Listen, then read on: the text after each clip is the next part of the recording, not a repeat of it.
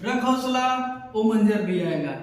अरे रख हौसला ओ मंजर भी आएगा, प्यासे है ना तो समुंदर भी आएगा।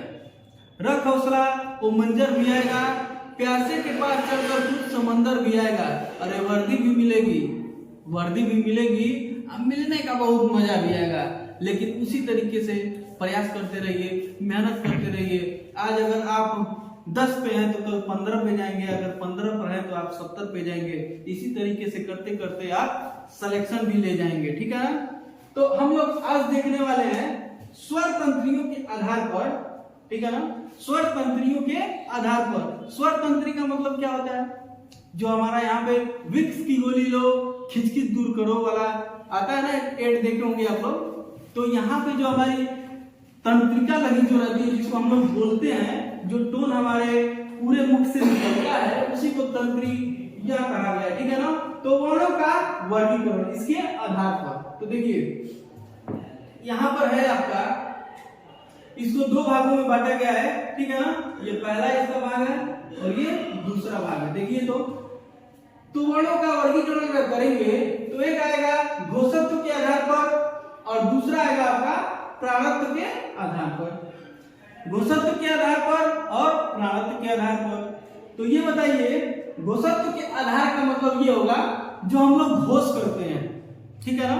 जो हम कह सकते हैं कि स्वर तंत्रियों का कंपन, यानी किसी स्वर को या फिर किसी भी व्यंजन को या फिर किसी भी वर्ण को जब हम उच्चारित करते हैं तो जो उसका कंपन होता है उसी को कहा गया है घोषत्व के आधार पर, ठीक है ना। तो घोषत्व के आधार पर कंपन दो भागों में होता है। एक होता है आपका अघोष, दूसरा होता है आपका सघोष, ठीक है ना। तो बात की जाए अघोष की, तो अघोष में कौन कौन से वर्ण आते हैं ये हम लोग देखेंगे। देखिए अघोष में आएगा सबसे पहले जो क ख ग च तप वाला था, उसका पहला वर्ग का पहला और दूसरा, ठीक है ना। इसका मतलब ये है, जैसे देखिए ये क है फिर ख, ठीक। फिर यहाँ पर देखिए क च, तो क का च और च। तो इस तरीके से इसका पहला और दूसरा, फिर इसका पहला और दूसरा क च ट, ट वाले का भी ट ठ, ठीक है ना। तो इसका पहला और दूसरा, ठीक है ना। ये अघोष वाले में आएगा। और एक चीज और आएगा, ये आएगा तीनों आ जाएगा आपका उष्म वाला, ये स और ये स, ठीक है ना। यानी कि ये जितना भी मटेरियल मैंने यहाँ पर लिखा हुआ है 1 2 और स, ये क्या होता है? ये होता है आपका अघोष। क्या होता है? अघोष होता है। और इसकी संख्या कितनी होती है? 13, ठीक है ना। इसकी टोटल संख्या की बात की जाएगी तो कितनी होती है? 13। यानी अघोष व्यंजन किसको कहते हैं? वर्ग के पहले और दूसरे वर्ण को, ठीक है ना। और ये जब आपका उष्म का ह छोड़ के स, श, ठीक है ना, ये 13 होता है अघोष व्यंजन। बात समझ में आ गई। अब इधर देखिए, अगर बात की जाए सघोष की, तो इसमें होगा आपका, मान लीजिए अघोष वाले में तो 1 2 हो ही गया है, वर्ग का जो स्पर्श व्यंजन है उसका 1 2 तो हो ही गया है। बचा क्या है आपका? बचा है आपका 3 4 और 5, ठीक। 3 4 और 5 बचा है। और पूरा का पूरा जो आपका कह सकते हैं स्वर जो होता है, स्वर, ये भी सघोष में ही आता है, इसको घोष भी कह सकते हैं। बात समझ में आ रही है ना। और फिर य र ल व भी होता है, य र ल और व, ठीक है ना, य र ल व। तो इस तरीके से देखा जाए तो देखिए 3 तो 5 और ये 5 10 और 10 5 हो जाएगा 15, 15 और 11 हो जाएगा आपका 26, ठीक। और ये हो जाएगा आपका 4, तो हो जाएगा 30। यानी कि य र ल व और एक ह भी है, ठीक है ना। तो इसकी जो संख्या हो जाएगी सघोष की या फिर घोष की, उसकी संख्या कितनी हो जाएगी? 31 हो जाएगी। तो देखिए ना, यहाँ पर मैंने अघोष को लिखा है 13 और उसी को 13 को ये अंक जो है ना इसको मैं बदल दिया हूँ, यानी ये जो इकाई का जो स्थान है तो उसको दाएं पे लेके गया हूँ और दाएं वाले अंक को इकाई पे लेके आया हूँ, यानी कि 31 हो गया है। इसी को मैंने उल्टा कर दिया, यानी कि सघोष अघोष जब जानना चाहेंगे तो और जिसमें लगा हुआ है उसको क्या बोलते हैं, उसकी संख्या 13 होती है, पहला और दूसरा वर्ग का जो स्पर्श व्यंजन होता है, उसके बाद से तीनों सौ उष्म वाला, ठीक है ना, ह नहीं होता है इसमें, ठीक। इस वाले में क्या होता है, इसमें अंथस से होता है य र ल व और उसके बाद से ह भी होगा और स्वर भी पूरा होता है और 3 4 5 वर्ग का जो स्पर्श व्यंजन है तो 15 और 11 26, 26 और 5 31, यानी कि अघोष की संख्या कितनी होती है, 31 होती है, ठीक है। समझ में आ रहा है ना। तो अगर आप लोग को समझ में आ रहा हो तो आप लोग वीडियो को लाइक शेयर सब्सक्राइब अवश्य करिए, चैनल को ज्यादा से ज्यादा लोगों तक पहुंचाया जाए, ठीक है ना। तो इस तरीके से इसका हम लोगों ने काम कर दिया है समाप्त, यानी कि अघोष और सघोष क्या होता है आप लोग जान गए होंगे, ठीक है। अब हम लोग देखेंगे आपका अल्प प्राण और महाप्राण, ठीक है। तो अल्प प्राणत्व के आधार पर, ठीक है ना, ये घोषत्व के आधार पर 2 प्रकार का, उसी प्रकार से प्राणत्व के आधार पर भी कितने भेद होंगे, 2। अब ये प्राणत्व का मतलब क्या होता है, मतलब प्राण वायु, ठीक है ना, हवा का बाहर आना, यानी जब हम किसी वर्ण को बोलते हैं तो हमारे मुख से कितनी हवा बाहर आती है, यानी कि कितना मतलब हवा, कितना मैं उस वर्ण को बोलने में हवा बाहर निकालता हूं, या फिर प्राणवायु मतलब जो बोलते वक्त प्राणवायु जो आपका निकल रहा है उसी को ये कहा गया है प्राणवायु, हवा का बाहर निकलना प्राणत्व के आधार पर, यानी कि जब हम किसी वर्ण को बोलेंगे तो हमारे मुख से कितनी हवा बाहर जा रही है उसी को कहते हैं प्राणत्व के आधार पर। इसको भी 2 भागों में डिफाइन किया गया है, एक है अल्प प्राण, ठीक है, व्यंजन, और एक है महाप्राण, इसको कह सकते हैं वर्ण, ठीक है ना, इसको व्यंजन कहने से अच्छा है कि वर्ण कहा जाए, ठीक है ना, तो ये वर्ण हम लोग कह सकते हैं, ठीक है। तो इस तरीके से जो आपका अल्प प्राण होगा, ठीक है ना, अल्प प्राण, उसमें आपका आएगा अल्प प्राण, नाम बस अल्प है लेकिन ये थोड़ा सा ज्यादा भी होता है। देखिए अल्प प्राण में आएगा वर्ग का पहला, फिर तीसरा और फिर आएगा 5वां, ठीक है ना। यानी कि जो अल्प प्राण में 1 3 5 जो स्पर्श व्यंजन होते हैं उसमें क्यों वर्ण आते हैं 1 3 5 वाला, तो हर एक वर्ग का मतलब एक वाला जो लाइन होता है उसमें कितना होता है 5 होता है, 5 होता है 5, यानी कि इसमें भी हो जाएगा 15, ठीक है ना।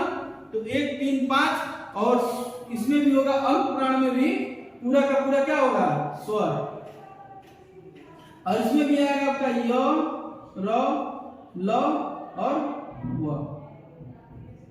ये अंथस भी किस में आता है, अल्प प्राण में आता है, किस में आता है, अल्प प्राण में आता है।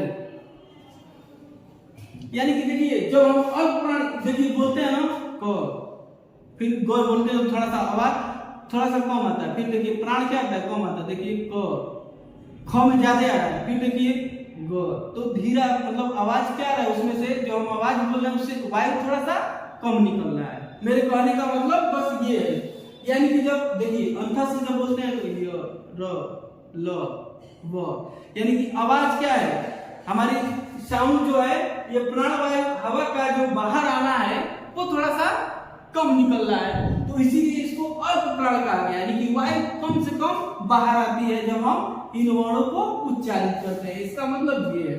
यानी अल्प प्राण वर्ण में 1 3 5 पूरा स्वर आएगा, ठीक है ना, तो इसकी संख्या हम लोग देखते हैं, ये देखिए 1 3 5 में कितना हो जाएगा, ये 15 हो जाएगा, स्वर वाले में 11 हो जाएगा और ये 4 हो जाएगा, ठीक है ना।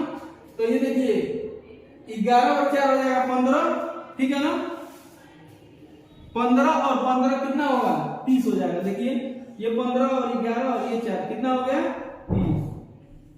यानी कि कह सकते हैं कि अल्प प्राण वर्ण की संख्या कितनी होती है 30 होती है, यानी कि जिनको हम बोलते हैं तो आवाज जो होता है, जो हमारा वायु होता है आवाज के साथ जो हम वर्ण को उच्चारित करते हैं तो जो ध्वनि निकलती है उसके साथ जो वायु निकलता है वो बहुत कम निकलता है, इसी को कहते हैं अल्प प्राण, यानी कि प्राणत्व के आधार पर प्राण वायु का बाहर निकलना तो वो कम निकलता है, ये अल्प प्राण हो गया। 1 3 5 यानी कि इसमें आ जाएगा आपका, इस तरह से कहने का मतलब ये है कि मानिए यहाँ पर आएगा क आएगा, फिर ख नहीं आएगा, ग आएगा, ठीक, फिर क्या होगा, घ नहीं आएगा, अंग आएगा, पांचवा वाला। इस तरीके से इसको डिफाइन किया गया है, समझ में आ रहा है ना। फिर इसी तरह से क च ट तप वाले में से पहला, तीसरा और पांचवा अल्प प्राण में आएगा, पूरा का पूरा स्वर भी अल्प प्राण में आएगा। फिर य और ल भी किसमें आएगा, 10 वाला भी अल्प प्राण में ही आएगा, ठीक। अब हम लोग बात करते हैं महाप्राण वर्ग की, किसकी, महाप्राण वर्ग की। जब हम इस वर्ण को उच्चारित करेंगे तो जो वर्ण को उच्चारित करते समय यानी कि जो हमारे मुख से वायु निकलेगा वो क्या होगा, अधिक निकलेगा, ठीक है ना। जैसे देखिए महाप्राण वाले में होता है आपका दूसरा स्पर्श व्यंजन का वर्ग का, और फिर होता है चौथा, ठीक। तो इस तरीके से हम लोग, और इसमें उष्म वाला आ जाएगा, ठीक है ना। क्या क्या आएगा उष्म वाले में, ये आएगा आपका बड़ा वाला 100, फिर षष्ठ वाला 100, और फिर आएगा 100, और फिर आएगा आपका ह।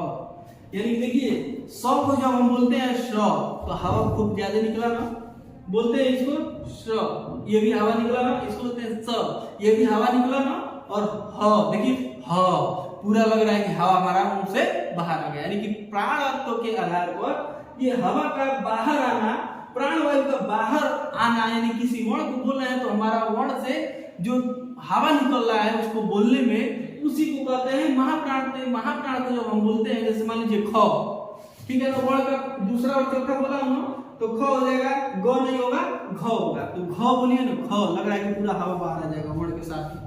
तो इस तरीके से महाप्राण वर्ण की संख्या कितनी होगी, ये देखिए 5 और 5 10, और ये 4 कितना हो गया, 14, ठीक। तो एक बार थोड़ा सा मैं रिकॉल करता हूं आप लोग के बीच में, मात्र 2 मिनट में, ठीक है।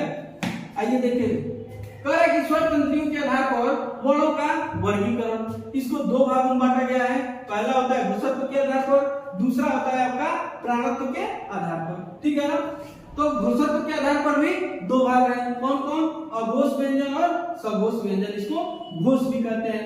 अघोष वाले में स्पर्श व्यंजन का पहला और दूसरा जो क और ख है वो, और उसके बाद से ये स, ये इसकी संख्या कितनी होती है, 13 होती है, ठीक है ना। अघोष सघोष जैसे ही कहते हैं उसी का 13 का उल्टा कर दीजिए, 31 हो गया। तो देखिए 31 कैसे होता है, वर्ग का तीसरा, चौथा और पांचवा, और फिर पूरा स्वर 11 ये, 15 ये, और ये आपका 5, तो 26 और 5 हो गया ना आपका 31, ये सघोष है। यानी कि इसका मतलब यह है कि स्वर तंत्रियों का कंपन, जब हम बोलते हैं ना तो कितना कंपन हो रहा है किसी वर्ण को जब हम बोल रहे हैं, तो इसका मतलब हो गया घोष और अघोष, ठीक। अब देखिए ये प्राणत्व के आधार पर, ठीक है ना, प्राणत्व के आधार पर जब हम देखेंगे तो ये भी कितने प्रकार का, 2 प्रकार का, अल्प प्राण भी महाप्राण। अल्प प्राण को क्या कहते हैं, 1 3 5, यानी कि क, फिर ख नहीं, फिर ग, फिर घ नहीं, अंग, इस तरीके से। फिर च वाले में आएंगे तो च छ जो होगा, उसके बाद फिर उसका जो लास्ट वाला है च छ ज यहाँ लास्ट वाला होगा, ठीक है। तो 1 3 अल्प प्राण में 1 3 5 हो गया, ठीक है ना। तो इसकी संख्या हो गई 15, स्वर हो गई 11, तो 15 10 25 से हो जाएगा ये 26, 26 और ये 4 कितना हो जाएगा, 28 का ये और ल, ठीक है ना, इसमें पूरा हो गया। और ये महाप्राण का जब देखेंगे तो 2 और 4, इसमें स ह भी है इस वाले में, ठीक है ना।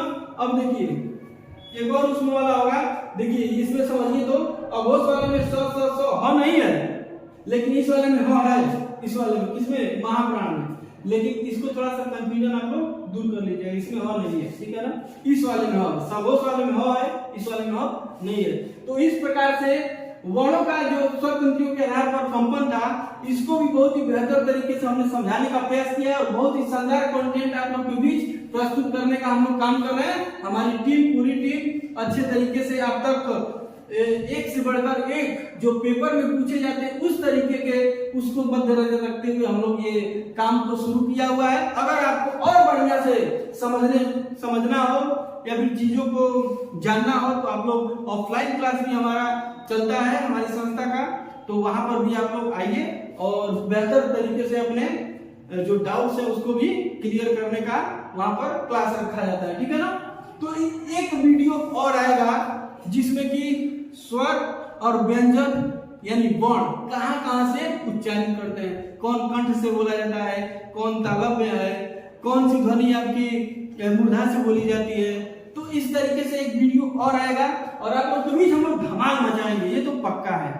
और उसमें साथ आपका चाहिए हमारे मुकेश सर है जो जीएस के मतलब जीएस क्या होता है, किस तरीके से पेपर में क्या पूछा जा रहा है। जीएस तो ऐसे अथा है, लेकिन ये वही बताते हैं जो पेपर आजकल के पूछे जा रहे हैं, उस टॉपिक्स को और उस लेसन को, उस पाठ को बेहतर तरीके से एकदम आपके अंदर ज्ञान को भरेंगे। आप तो आइए इनसे पढ़िए, ठीक है ना। तो हमारे सर बहुत ही शानदार तरीके से पढ़ाते हैं जीएस, ठीक। मुकेश सर है आपके मैथमेटिक्स के, रीजनिंग के लिए भी। तो इस तरीके से सारी फैकल्टीज पूरा मेहनत कर रही है आप लोग के बीच, ज्यादा से ज्यादा कंटेंट को अच्छे तरीके से लाने का हम लोग प्रयास कर रहे हैं, ताकि पेपर में जो पूछा जाता है वहां पर यही पढ़ाया जाता है। आप खुद एनालिसिस कर लीजिएगा।